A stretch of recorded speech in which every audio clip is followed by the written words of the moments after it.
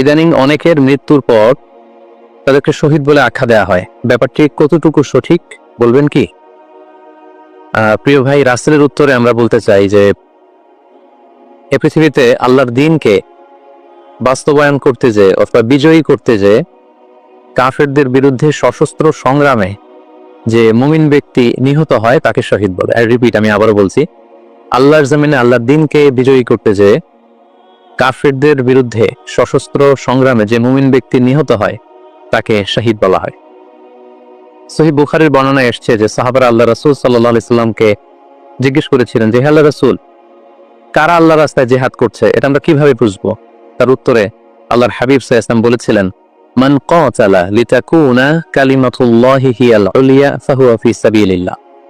যে ব্যক্তি আল্লাহর দ্বীনকে, আল্লাহর বিধানকে কিংবা আল্লাহর আইনকে বাস্তবায়নের জন্য, আল্লাহর দ্বীনকে বিজয়ের জন্য যে সংগ্রাম করে যাচ্ছে সেই আল্লাহর রাস্তায় আছে।